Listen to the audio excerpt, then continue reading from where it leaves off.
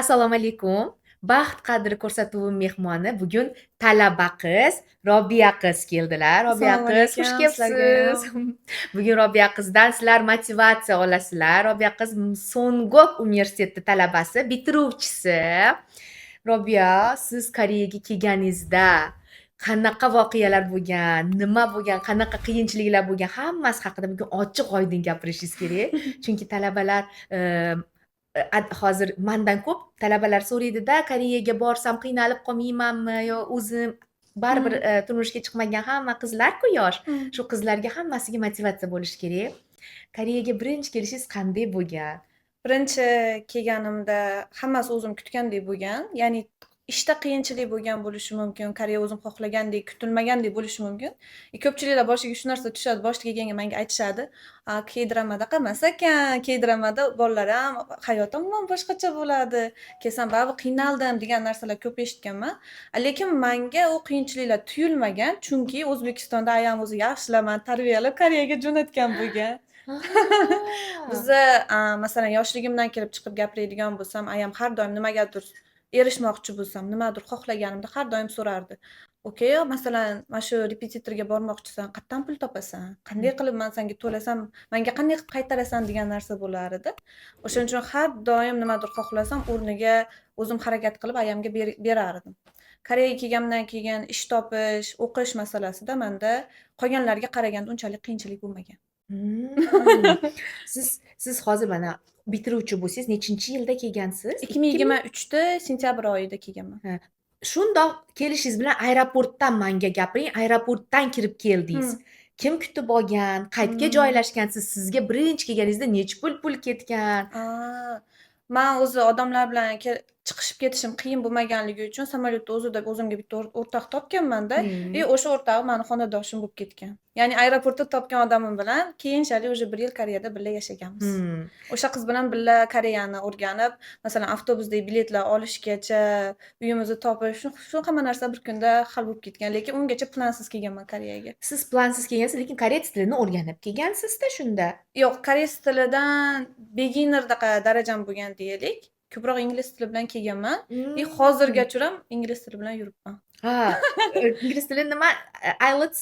IELTS olib, IELTS bilan ishga kiradigan bo'lsam ham, koreys tili yaxshi bilmasam ham shunaqa ishga olib ketishadi. Ko'pincha buni katta sababi ko'rinishim, xulsubingi bilasiz, ko'rinishim ancha rol o'ynaydi. Shuni hisobiga ko'pincha ishga kirsam, "Ha, san picha o'zing koreysga o'xshatib kulib qo'ysang yetadi bizga." Robiya, Koreyani qanaqa deb o'ylaysiz? Qizlar uchun xavfli davlatmi, xavfsiz davlatmi? Shu haqida ham ozgina to'xtalib o'tib keting. Agar o'zimni shaxsiy experience nima deydi? Uzr Tajriba. so'rang. Agar o'zim shaxsiy tajribamdan kelib chiqib gapiradigan bo'lsam, albatta xavfsiz degan bo'lar edim. Chunki men o'zim birorta ish qilishdan oldin ehtiyot bo'lib qilaman, o'ylayman ham. Shuni hisobiga Koreyada biror marta ish masalasida, o'qish masalasida, даже do'st orttirish yoki отношения bo'yicha biror marta pan yemaganman. Lekin Koreyaga kelib turib shu masalada qiynalgan qizlar ham bor. Shundan kelib chiqib aytsak bo'ladiki, bu insonni o'zini xarakteriga bog'liq. Ha, o'ziga bog'liq deb O'ziga bog'liq. o'ylaysiz. Albatta Koreyaga kelmoqchi bo'lgan qizlar bo'lsa, O'zbekistonda bilaman, ko'p qizlar sodda, ishonuvchan bo'ladi. Shu bo'yicha sal e'tiborli bo'lishlarini maslahat bergan bo'lardim. Robiya, endi buni sal anaqa kulgiliroq savol. Men ko'p talaba qizlarim bor, talaba qizlar bilan ko'p suhbat quraman. Shu suhbatlarda talaba qizlarim aytadiki, Dildor opa, bizga koreyalik yigitlar gap otmaydi deydi. Keyin men aytaman ularga, ular qo'rqadi, chunki koreyalik yigitlar nimaga qo'rqadi? Chet davlatli qizlar ularni militsiyaga berib yuborishidan qo'rqadi. Chunki Koreyada juda ham ehtiyot. Yigitlar agar qiz bolaga gap otib qo'ysa ham militsiyaga bersa, chunki muammo kelib chiqadi. Shu uchun sizda ham shunaqa bo'lganmi? Koreyalik yigitlar gap otmaganmi? Yo qanaqa ehtiyotkor gap otganmi, shunaqa voqealar bo'lganmi sizda? Bu bo'yicha menda har xil fikrlar bor degan bo'lardim. Chunki 1-2 oy oldin masalan menga jamoat joyida yordam kerak bo'lib qoldi. Lekin ko'pgina koreys bolalar aytaylik, oldimdan shunday o'tib ketishayotgandi-da, qaramasdan, yordam bermasdan. Shundan keyin meni fikrim ancha o'zgarib ketgandi ular haqida. Ular insofsiz bo'lardi. O'zbek bola bo'lganda baribir kelib yordam berib ketgan bo'lar edi. Meni yomon ahvoldan chiqargan bo'lar edi o'zbek bola bo'lganda. Chunki baribir ular mehribonroq bo'lishadi-ku. Yaqinda masalan kecha telefonim zaryad o'chayotgan paytida shunchaki yordam so'ramasdan ham bitta koreys bola kelyapti-da, menga power bank, ya'ni zaryadnikini tashlab ketvoryapti-da, nomerimni ham olgani yo'q, boshqa hech narsa degani yo'q. Men buni olgin, mayli anaqa kech bo'lib qoldi, telefoning o'chib qolmasin dedi. Shunday berdi, shunday ketdi. Shuning uchun aytgan bo'lardim, shu hamma har xil, lekin gentlemen bolalar ko'p. Qizlarga nekomfortniy bo'lib qolmasligi uchun ham birinchi qadamni bosishmaydi ko'p koreys bolalar. O'zbeklarga solishtiradigan bo'lsak, o'zbeklar nimanidir qizga masalan yoqtirib qolishdimi, borishadi, baribir bir qator so'rashadi ko'nglini, ko'ngling bormi, masalan gaplashsak bo'ladimi, u bu deb. Lekin koreyslarda bu narsa sal qiyinroq. Yana bitta qiziqarli savol beraman. Koreyanka qizlar bilan ham suhbat quraman, kichkina 17 yosh, 18 yosh qizlar bilan suhbat qilaman. Mana hozir siz bilan endi siz ham necha yoshsiz? 21 ga kiryapman. 21. Jiyanim bilan ekansiz farangiz bilan. O'sha 18, 19, 20, 21 yoshdagi qizlar bilan suhbat qurganimda aytadiki, Koreya yigitlari, koreyankalar ular aytyapti. Koreyalik yigitlar gentleman bunaqa eshikni ochib berish va pul to'lash, ovqatlanganda o'rtada pul to'lanadi, bilasiz-a? Koreyaliklar o'rtada pul to'lab do'stdaqa sevishgan bo'lsa ham menimcha o'rtadan pul to'ladigan ko'p voqealar bor ekanda. O'sha koreyanka qizlariga yoqar ekan. O'zbek qizlariga u yoqmas ekan. Koreyanka qizlariga eshiklarni birinchi erkak kishi ochib berish kerak qilsam, u xuddi g'alatiroq tuyular ekan. Sizga qanaqa yigitlar yoqadi? Masalan, eshiklarni birinchi ochib berib, sizga shundoq pullarini to'lab, ovqatlarni to'lab, shunaqa yigitlar o'zbek erkaklariga o'xshagan erkaklar yoqadimi? Endi masalan boshida uchrashuvni boshlaganingizda bu ishlarni qilsa yaxshi. Ham sizni hayron qoldirish uchun, ko'nglingizni olish uchun, lekin uzoqli отношения ko'zlangan bo'lsangiz, unda bu narsani u har doim ham qila olmasligi mumkin. Har ko'rishganlaringda eshik ochib bera olmasligi mumkin. Har ko'rishganlaringda 100% kesandi, ya'ni shu yerda o'zi to'lab ketmasligi mumkin. Bu narsani tushunish kerak deb o'ylayman. Ayniqsa u student bo'lsa, uni ham o'ziga yarasha tashvishi, shaxsiy hayoti bor. Prям uni hayotida bo'lishni xohlayapsizmi, u ham sizni seryozni olishni xohlayapsizmi? Albatta bu narsalarni siz podдержка qilib tushunishingiz kerak. Bu degani ba'zida ovqatlanayotganlaringda siz to'lab ketishingiz mumkin, uni puli bo'lmay qolib. O'ylayman, chuqur mavzularda gaplashsalaring va uzoqni ko'zlab birga harakat qilsalaring, finansiviy taraflama ham, moralniy taraflama ham uzoqqa borsa bo'ladi. Mashalloh. Mana Koreyada yashovchilar уже o'zgarar ekan. Koreyada O'zbekistondagilar bilan sal farqli ravishda o'zgarar ekanda.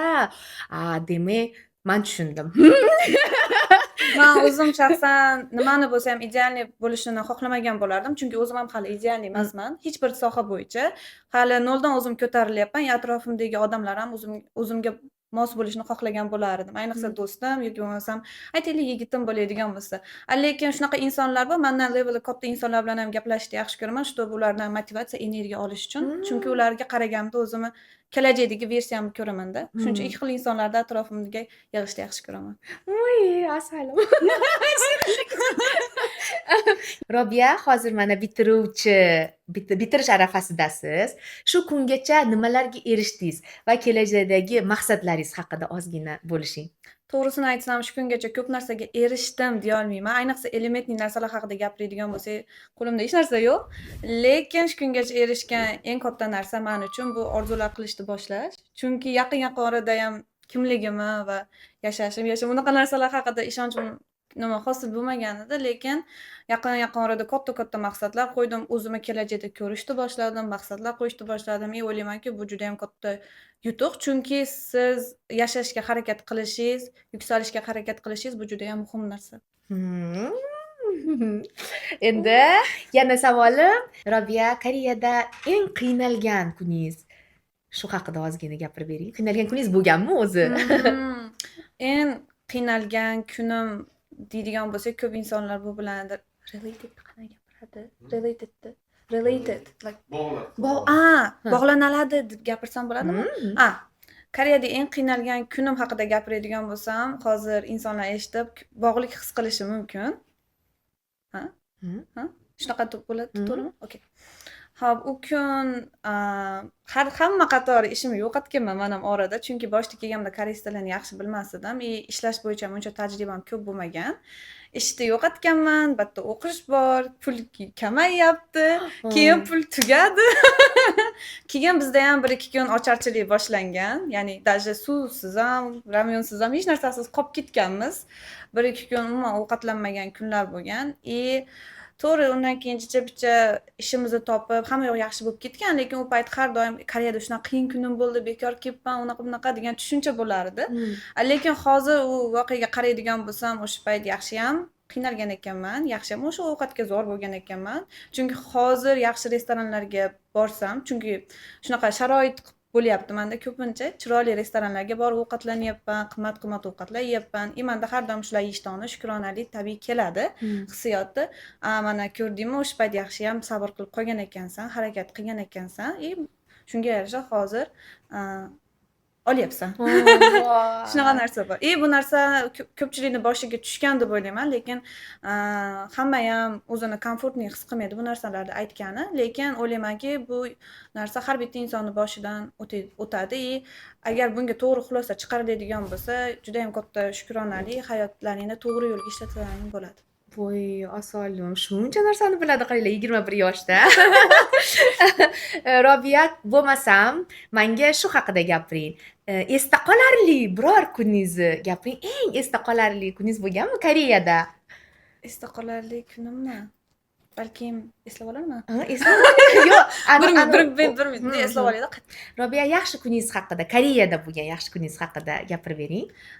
Bir dona yaxshi kun bo'lgan deya olmayman. Kunlar va oylar bo'lgan. Mendek hayotimdagi qiyinchilikdan yaxshilikka, baxtga chiqish payti bo'ladi-ku, leveldan levelga ko'tarish payti, vaqt olgan.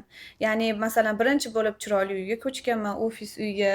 Undan keyin bo'lsa SEOga ko'chganman, undan keyin do'stlar orttirganman, Instagramim. Shuna bo'lib, etap vaqt qiyinchiliklar bilan ham bo'lgan deya olaman. Ya'ni nimagadir har doim erishganimda o'ziga yarasha qiyinchiliklar, minus pluslari bilan ham kelgan. Shunisiga ham shukur deydigan. Hozir hali yana gaplashganimizda, u kadr ortida gaplashganimizda, Robiya qiz yangi uyga ko'chgan ekan. Sovg'a berganimda gapirdilar. O'sha mana shu ham hozir sekin-sekin baxtga qadam-qadam chiqib borayotgani deb o'ylayman. Yotishga joy bor, sog'lom, ertaga yana qiladigan rejalar bor. Go'zal. Robiya, endi hali sizga erta bu savolni berish, yoshsiz hali. Baxt qadri deganda nimani tushunasiz shu haqida? Men hozir studentligim hisobiga va podrastkoviy yoshdan sekin-sekin chiqayotganim hisobiga baxtni har doim ham his qilaman deya olmayman. Lekin harakat qilaman baxtli inson bo'lishga. Shuning uchun masalan, qiyinchilik, stress kuni bo'ldimi, srazi bundan ham yomonrog'i bo'lishi mumkin edi. Nimanidir pulimni yo'qotib qo'ysam, hammasini yo'qotib qo'yishim va umuman kambag'al bo'lib qolishim mumkin edi degan narsalar bilan o'zimga har doim taskin berish orqali baxtni o'zimga chaqiraman desam ham bo'ladi. Ya'ni baxt kelishini kutib o'tirmayman-da, o'zim har doim uni oldiga borganman. Inson baxtli bo'lishi uchun har doim hayoti ideal yoki zo'r bo'lishi shart emas. Qolganlar ko'ra olmasa ham, siz o'zingizga meditatsiya deydi-ku, meditatsiya qilib turib ham baxtni his qilishingiz mumkin. Ishlataman bu gapingizni yana sekin-sekin. Rahmat Robiya, bugun juda ham chiroyli suhbat bo'ldi. Kelajakda yana ko'p uchrashamiz degan umiddaman. Taklif uchun juda ham xursandman. Videoni oxirigacha ko'rganlaring uchun ham rahmat. Rahmat katta.